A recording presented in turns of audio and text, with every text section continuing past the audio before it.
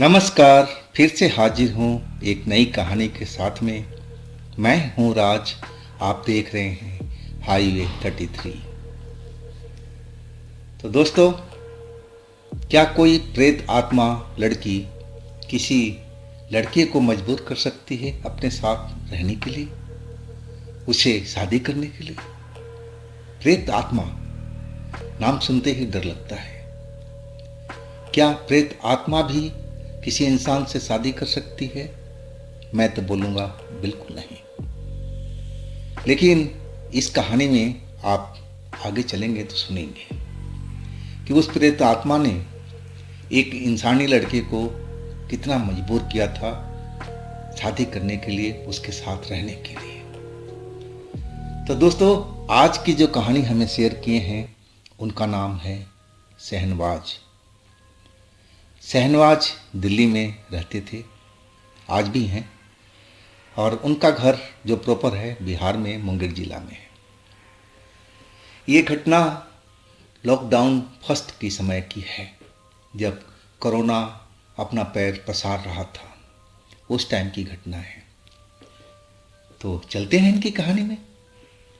लेकिन दोस्तों, अगर आप मेरे चैनल पर पहली बार जुड़े हैं और अभी तक मेरे चैनल को सब्सक्राइब नहीं किया है तो प्लीज़ कर लीजिए, और साथ में बेल आइकन को दबाना ना भूलिएगा।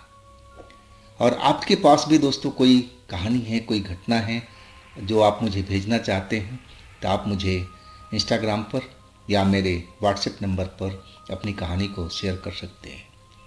तो चलते हैं आज की कहानी में। दोस्तों, मेरा नाम शहनवाज है। मैं 22 साल का था। हम अपने परिवार के साथ दिल्ली में रहा करते थे। मेरे अब्बू की फैक्ट्री थी और हम सभी लोग मिलकर के उस फैक्ट्री में मेहनत करते थे। और उसी दौरान कोरोना ने पैर पसार लिया। अब धीरे धीरे वर्कर जो हमारे फैक्ट्री के थे वो कम होते गए, और ऐसा भी टाइम आ चुका था कि अब फैक्ट्री हमें बंद करनी थी। कोरोना पूरा पैर पसार चुका था और कुछ दिन में लॉकडाउन लगने वाला था।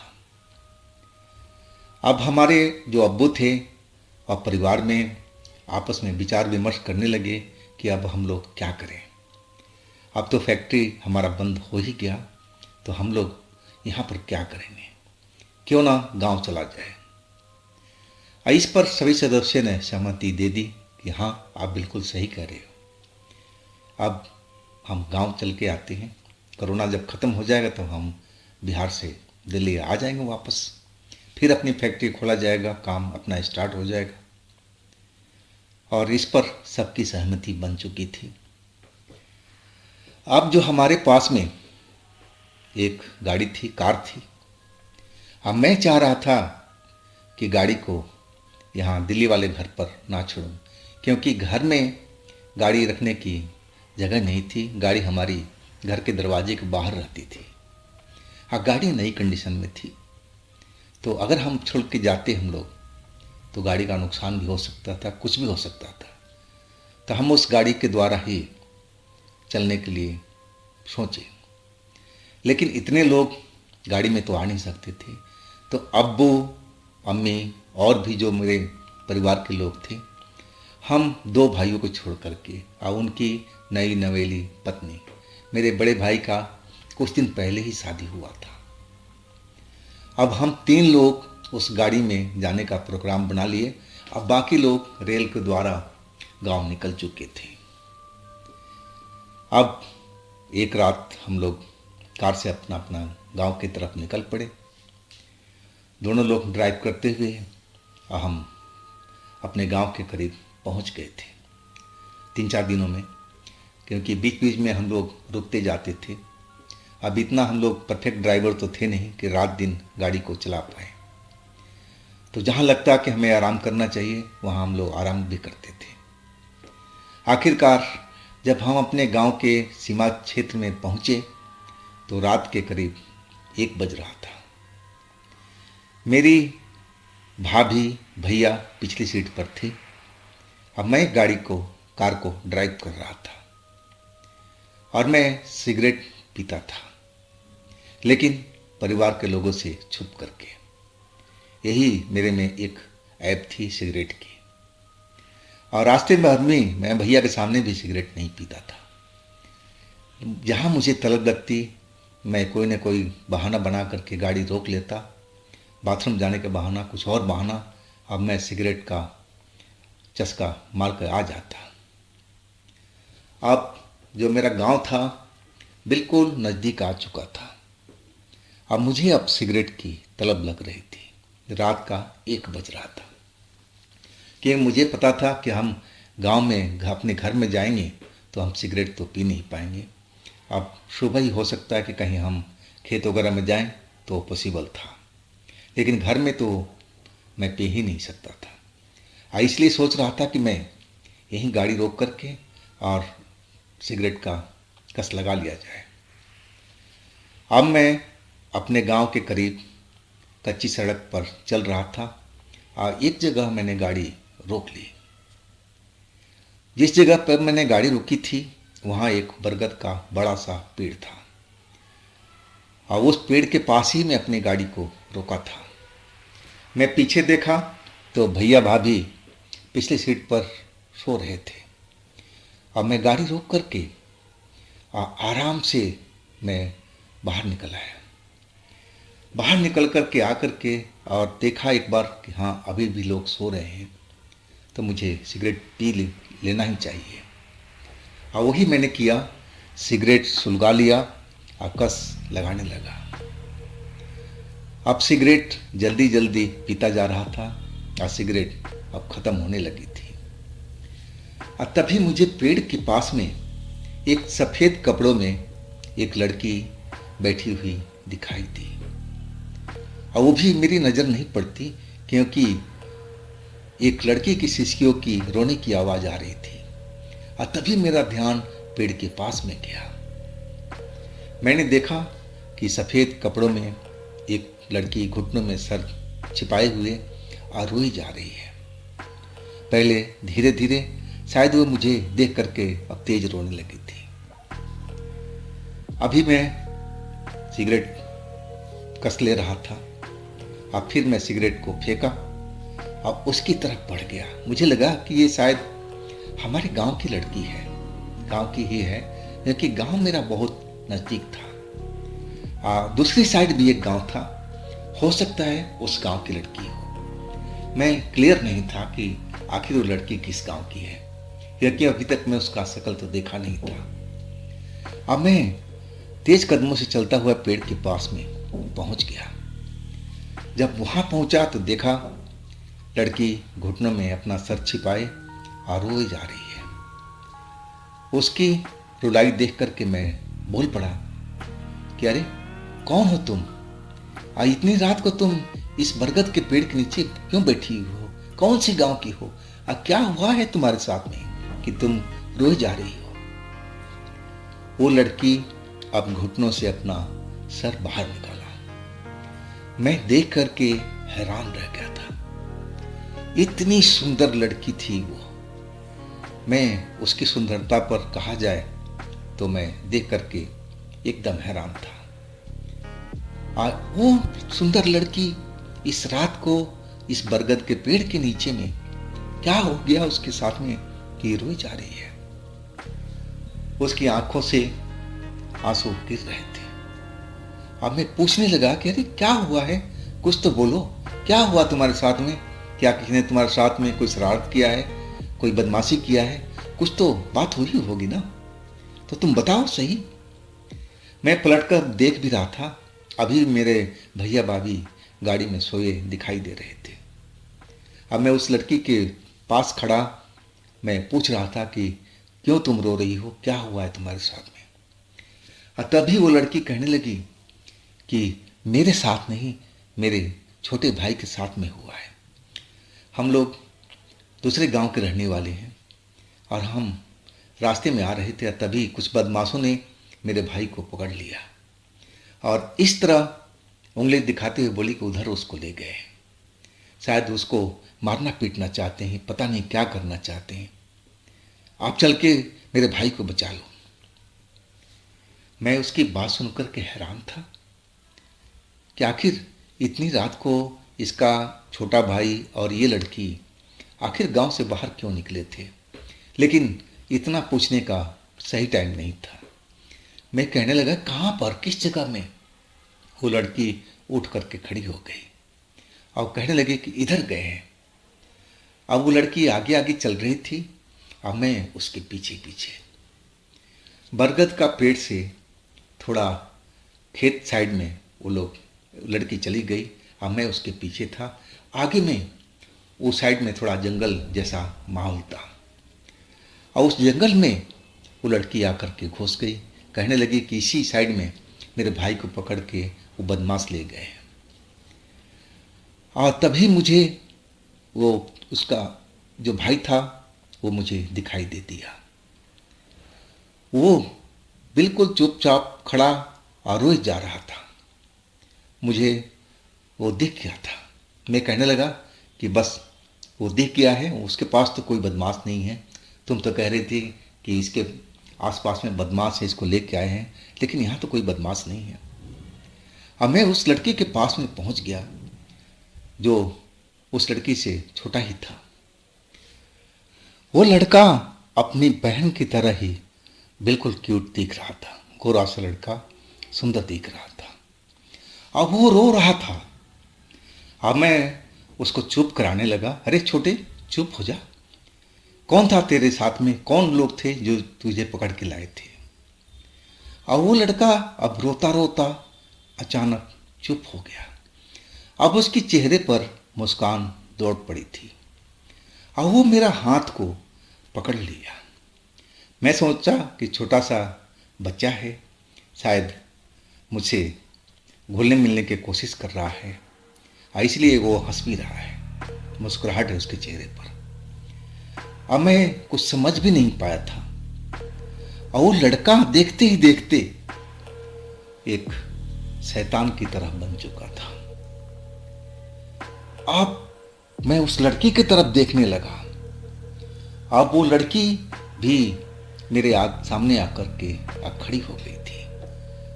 अब उसी शैतान के अंदर में वो लड़की परिवर्तित हो चुकी थी। कहा जाए कि दोनों एक ही चीज बन चुके थे।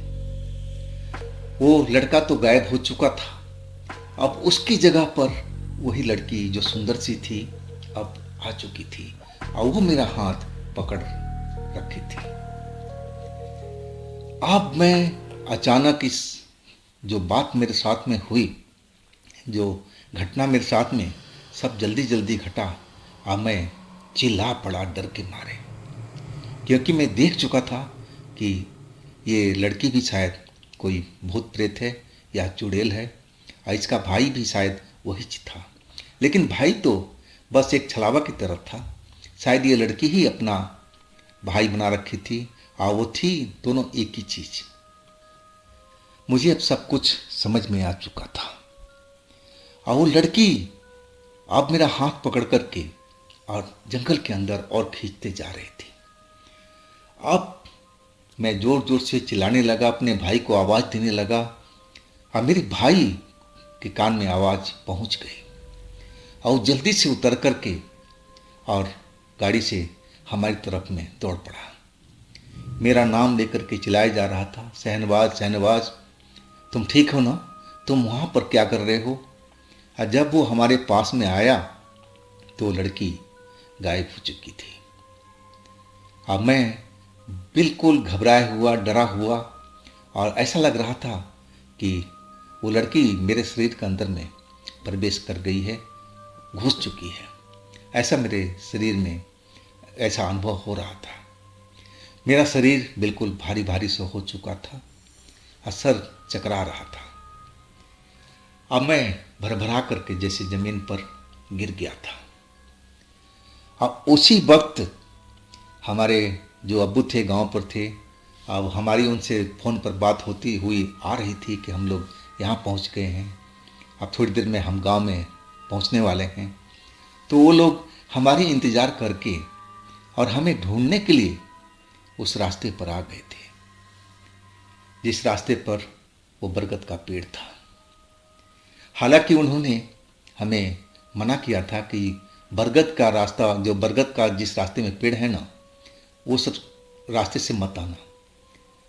एक और अभी आगे रास्ता था, लेकिन रात के टाइम में मैं यही रास्ता जो जानता था और उसी रास्ते पर आ गया था।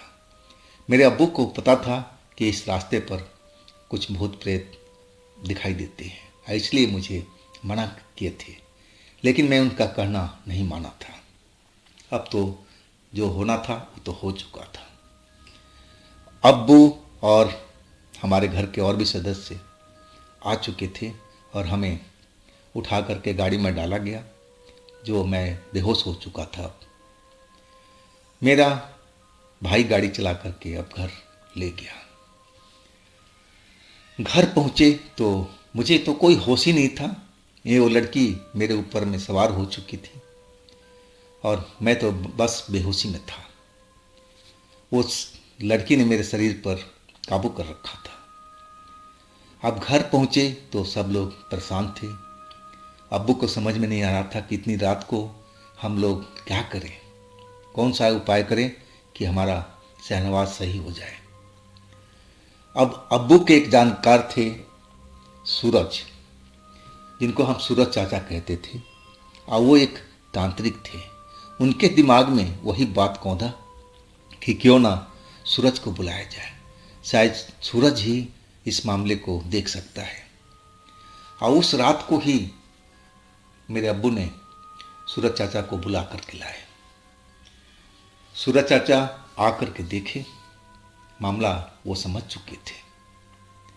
आखिर वो झाड़ फूंक अपना करना स्टार्ट करती है और उस टाइम तो वो लड़की मेरे शरीर से बाहर निकल गई और सूरज चाचा मेरे हाथ कलाई पर एक मंत्र से लाल धागा बांध दिए थे और मेरे अब्बू को बोले थे कि देखो 2 महीने तक इसको अकेले कहीं मत छोड़ना, घर में भी रहे तो अकेला ना रहे, अब बाहर तो अकेले जाने ही मत देना, इसके साथ कोई ना कोई होना चाहिए।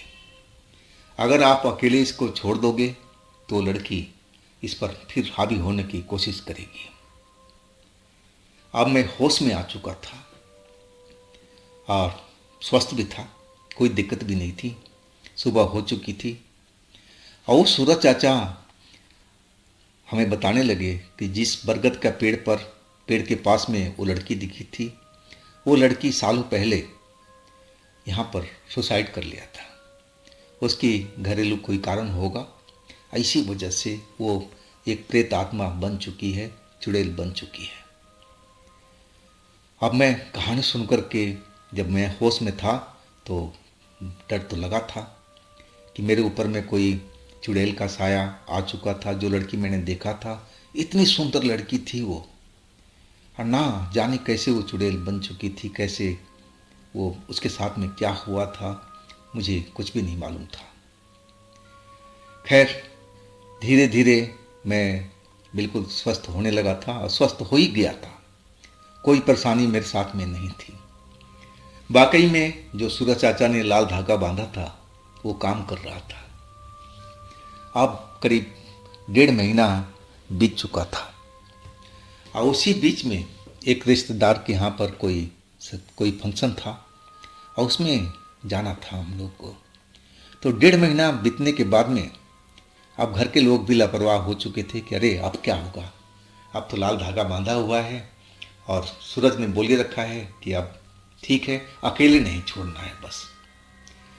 तो उस फंक्शन में जाने के लिए मुझे इजाज़त मिल गई थी, लेकिन मेरे छोटे भाई के साथ में। अब मेरे हाथ में लाल धागा बिल्कुल बंधा हुआ था, एक कवच की तरह, रक्षा कवच की तरह था, तो मुझे भी डर नहीं लग रहा था। लेकिन हमें दिन में ही जाना था और शाम तक वापसी आ जाना था उस गांव से। हम अपनी कार लेकर के निकल चुके थे और सीधा उस फंक्शन को अटेंड किए। लेकिन फंक्शन में आदमी जाता है अपने मन मर्जी से, लेकिन वहाँ पहुँचने के बाद में अब जो रिश्तेदार हैं, दोस्त मित्र हैं, वो दबाव बनाते हैं कि भाई थोड़ा और रुको, थोड़ा और रुको, और उसी में हमें अब देर हो चुकी थी।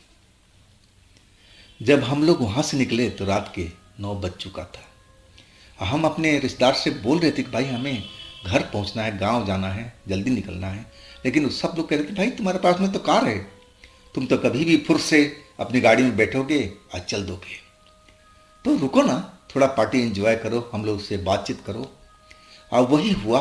लेट तो हो चुका है, रात के 9 बज चुका था जब हम उस गांव से निकले थे, लेकिन डर तो मुझे बिल्कुल नहीं था। मैं उस लाल धागा के भरोसे था, और वो लाल धागा उस पार्टी में जब हम लोग गए थे, पता नहीं कैसे खोल करके कहाँ गिर गया था, मुझे बिल्कुल भी जानकारी नहीं थी।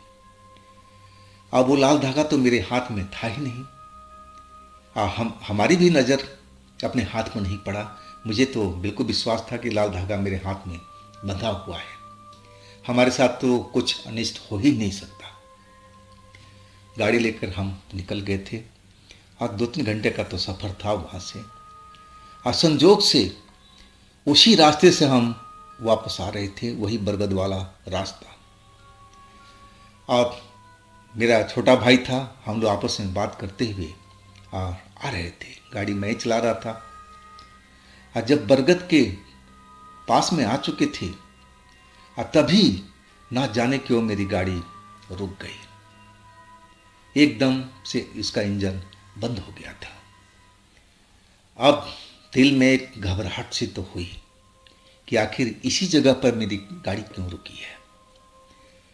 और तभी भाई भी जो था मेरा, वो सब बात तो जानता था कि मेरे साथ में क्या क्या हुआ है।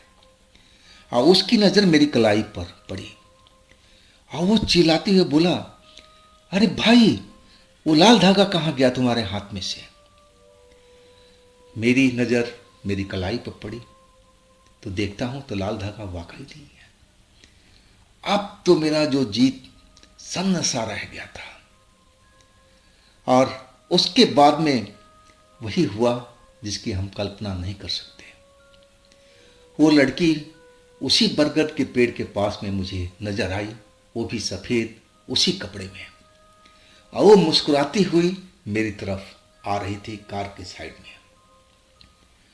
मेरे भाई को वो नज़र नहीं आ रही थी, सिर्फ मुझे ही नज़र आ रही थी। हाँ, मैं उसको देख करके चिल्लाए जा रहा था, अपने भाई से बोल रहा था कि भाई वो आ रही है, भाई मुझे बचा ले, भाई अपने छोटे भाई को बोल रहा हूँ कि मुझे बचा ले। इतना मैं डर चुका था, और वो मेरे शरीर में प्रवेश कर चुकी। अब फिर मुझे होश नहीं था कि मेरे साथ में अब उसके बाद क्या हुआ।